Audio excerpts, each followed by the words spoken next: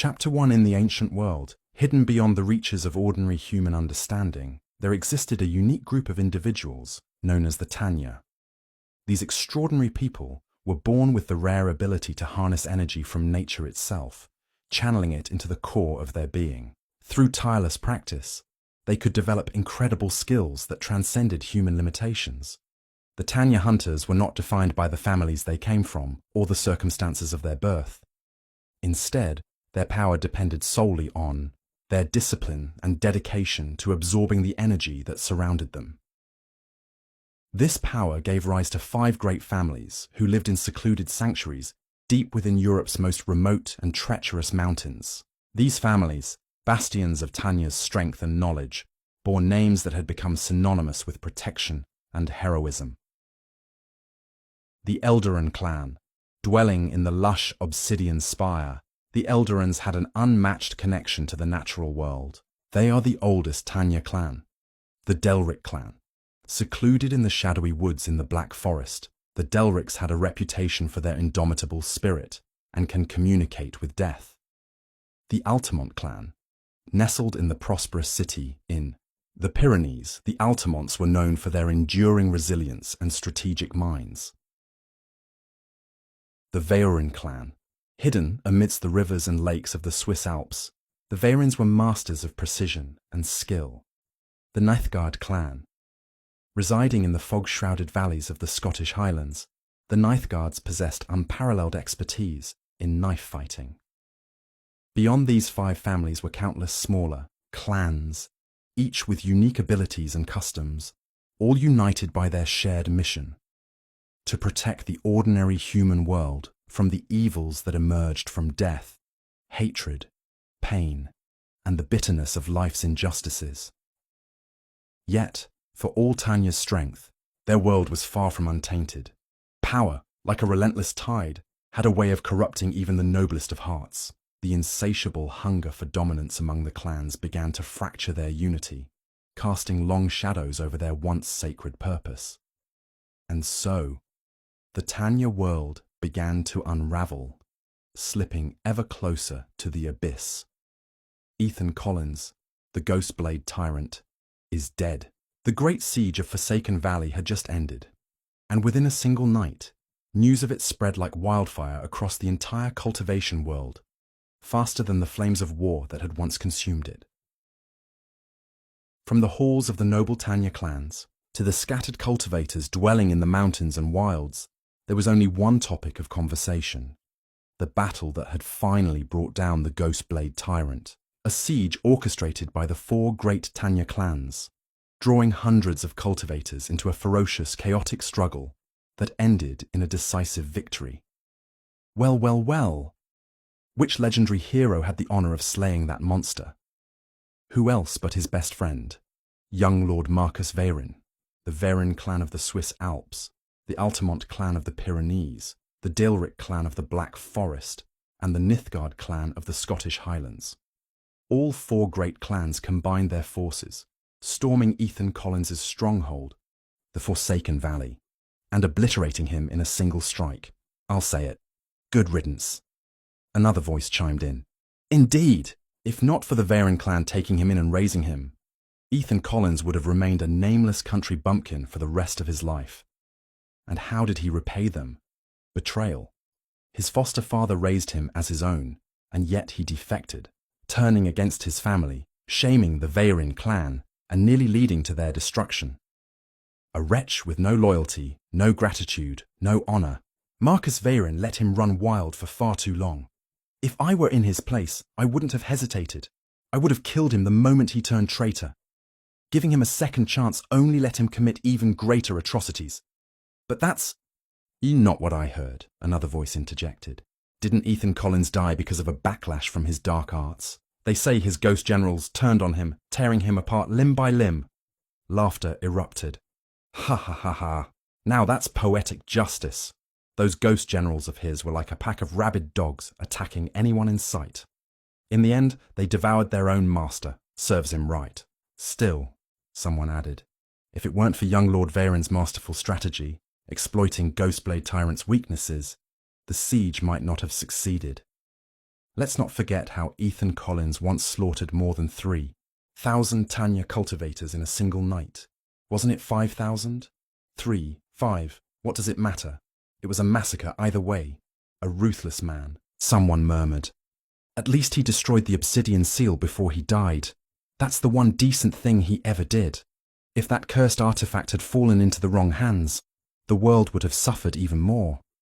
At the mention of the obsidian seal, an uneasy silence fell over the crowd. For a moment, it was as if a shadow had passed over them all, stirring fears they dared not voice. Finally, someone sighed. To think! Once upon a time, Ethan Collins was a renowned clanmaster in Tanya. He had talent, fame, and a brilliant future ahead of him. He was young, powerful, and fearless. And yet, how did it all come to this? The conversation shifted, but the lingering question remained. This proves one thing. Cultivation through unorthodox means never ends well. The dark path may grant power for a time, but in the end, what does it lead to? A voice cut through the murmurs. Death without a body. It's not just about cultivation, another countered. Ultimately, it was Ethan Collins's nature that doomed him. He defied both heaven and man, and in the end, what did he receive? Retribution.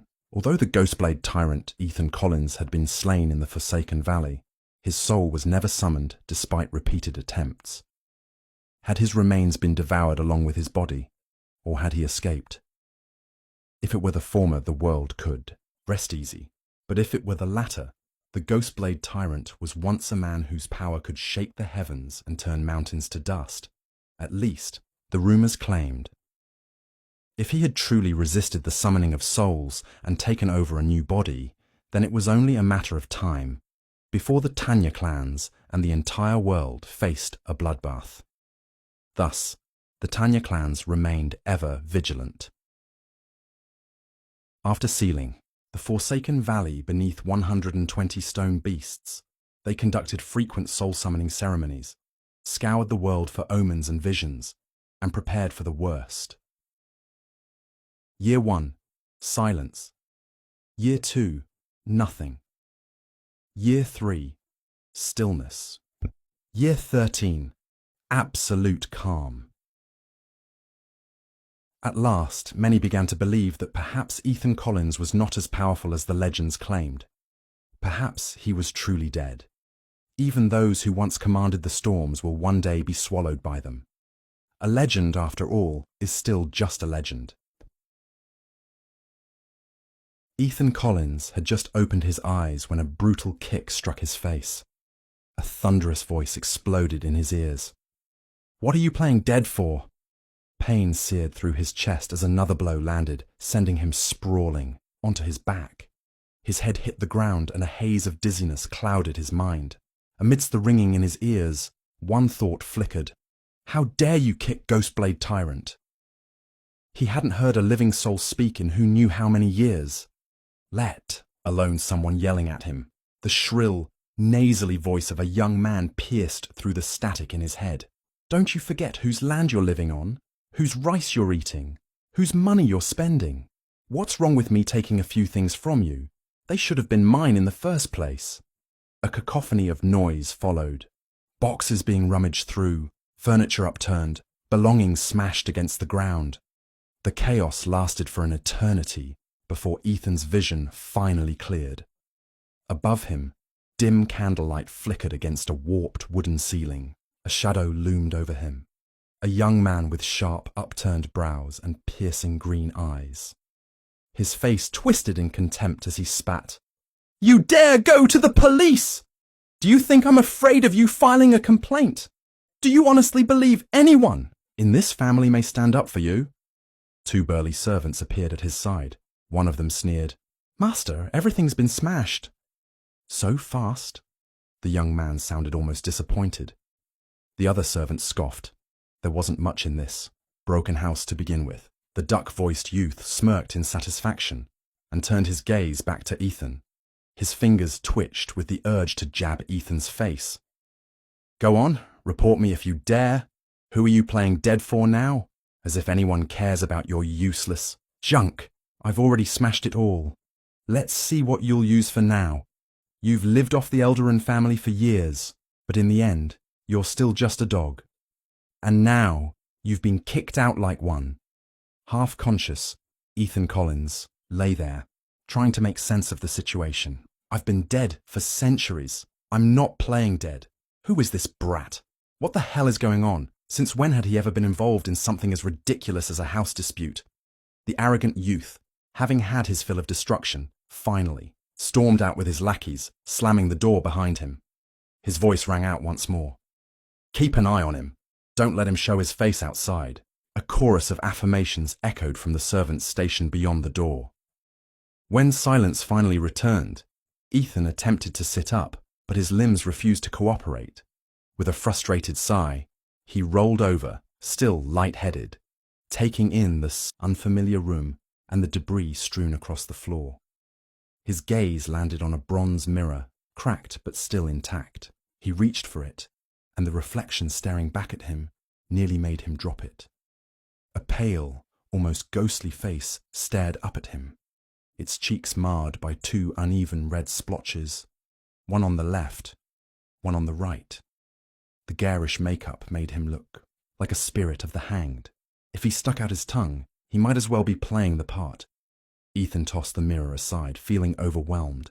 He wiped at his face, smearing white powder off his skin.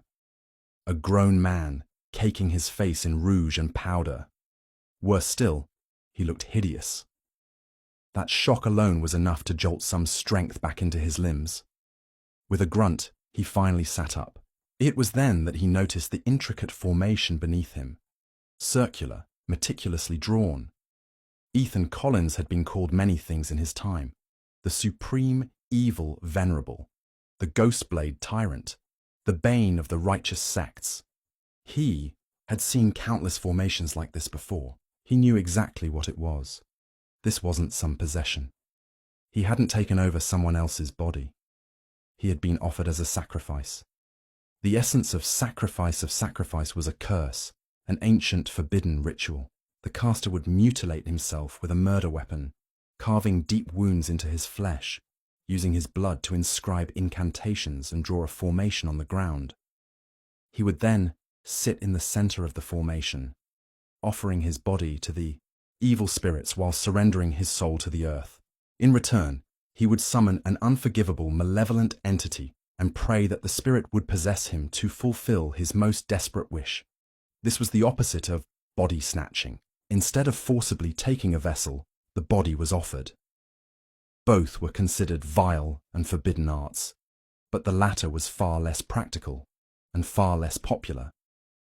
After all, how many people had desires so overpowering that they would willingly sacrifice everything? The answer: very few. Over centuries, the ritual had all but vanished. The few documented cases recorded in ancient texts numbered no more than 3 or 4, and all had one thing in common: vengeance. Each of the casters had sought retribution, and every spirit, summoned through the ritual, had delivered their wish in an unfailingly brutal and bloody manner. Ethan Collins was not convinced. How could he be categorized as a vicious evil spirit? Sure, he had a terrible reputation. Sure, he had died an ugly death. But he wasn't evil, nor was he particularly vengeful. He'd wager that he was one of the most peaceful ghosts in heaven, or on earth. But the problem was this: the summoning was based on the caster's will. Whether Ethan agreed or not, the contract had already been established. If he refused to fulfill the wish, the curse would reverse, and he, the possessor, would be destroyed, his soul unable to transcend for eternity. Ethan let out a long breath and loosened his sash. He raised his hands, and sure enough, deep gashes ran across his wrists, crisscrossing in jagged scars. The bleeding had stopped, but he knew better. These weren't ordinary wounds. They wouldn't heal until he fulfilled the caster's wish. If he delayed too long, they would worsen. If he failed to complete the contract before the deadline, the curse would rip his soul apart and destroy him. After double-checking that there was no mistake, Ethan silently cursed 10 times in his head. before forcing himself upright. He barely managed by clinging to the wall for support. The room around him was large but barren, worn down, and heavy with the musty scent of unwashed bedding. The quilts and bedspread hadn't been changed in days. In the corner of the room, a wooden basket, once used for trash, had been kicked over, scattering crumpled papers across the floor. Ethan's gaze fell on the ink-stained pages. He picked one up at random and unfolded it. Sure enough, it was densely covered in writing. Intrigued, he gathered the rest and began to read. The words were frantic and disjointed, some sentences rambling, others filled with desperate, anxious scribbles. The original owner of this body had written them to vent his frustrations. The more Ethan read, the more wrong everything felt. Piecing together the details, he made out a few key facts. The original owner of this body was named Abdon Moulton. This place was Moulton Village. Abdon Moulton's grandfather was the head of a once prominent local family. The Moulton family's bloodline was thin, only 2 daughters. The eldest married into the family properly, while the second, though beautiful, was a low-born slave. Originally, the Moultons had intended to marry off the second daughter without much fuss. However, at 16, she had a fateful encounter. A nobleman from Tanya's esoteric clan happened to pass through the village, and he fell for her at first sight. Moulton Village became their secret meeting place, and within a year, she bore him a son. That son was Abdon Moulton.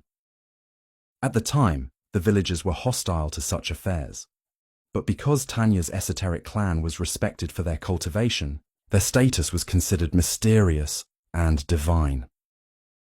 The nobleman also provided the Moulton family with occasional financial aid, so their attitude quickly shifted from scorn to envy. But the favour didn't last. The nobleman eventually grew tired of his secret affair. His visits became infrequent, and after Abdon turned 4 years old, he stopped coming entirely. As the years passed, Moulton Village's sentiment shifted again, back to ridicule and disdain, tinged with a cold pity. Despite this, Abdon's mother never gave up hope. She believed that the nobleman would eventually acknowledge his son. And sure enough, when Abdon turned 14, a group of envoys arrived in style and took the boy away. From then on, his mother held her head high. Though she could not go with him, she basked in the belief that her son would become an immortal cultivator, bringing glory to the family. For a third time, the villagers' opinion shifted, this time in admiration. But Abdon Moulton never became an heir. He was sent back, disgraced, exiled, humiliated beyond belief. The reason? He was homosexual, a man who preferred other men. Worse still, he had boldly pursued fellow disciples, causing a scandal that could not be ignored. On top of that, his cultivation progress was abysmal. Lacking talent and any reason to keep him, his father's family discarded him like trash. When he returned, the mockery from the village was relentless. His mother, unable to bear the shame, choked on her bitterness and died soon after. By then, Abdon's grandfather had passed, leaving the household under the control of his eldest aunt, Lady Moulton, and Lady Moulton hated her younger sister. Naturally, she despised Abdon Moulton even more. Her only son, Badger Moulton, had been the one who ransacked the house earlier. When Abdon was first taken away, his aunt had vainly hoped that the Tanya clan would accept her son as well. But when the envoys ignored her entirely, that dream shattered. Still, she instilled a delusional belief in Badger that he was the true talent of the family, and that had he gone in place of Abdon, he would have thrived in Tanya's sect. Badger, raised on these twisted fantasies, was convinced that Abdon had stolen his destiny. And yet, Badger lusted after the talismans, elixirs, and small magical artifacts Abdon had brought back, taking whatever he pleased. When his greed escalated, nearly emptying the household, Abdon finally protested to his aunt. And that was why Badger came. Today, to shut him up once and for all. Ethan exhaled sharply, his fingers tightening over the papers. No wonder Abdon had resorted to such a desperate ritual. Even with his reputation, Ethan had to admit, what a mess. When invoking a summoning ritual, the caster was supposed to recite their wish aloud. That way, the summoned entity would know exactly what they were meant to do. But it seemed that Abdon Moulton, half mad and self-taught, had botched the process. Ethan had no clue what the wish was. Revenge against the Moulton family, probably, but how far did he want to take it? Did he want to take back what was his, or beat them within an inch of their lives? Or did he want them wiped out? Given his reputation, Ethan could guess what people usually expected from him. Still, he muttered aloud, "You've got the wrong guy."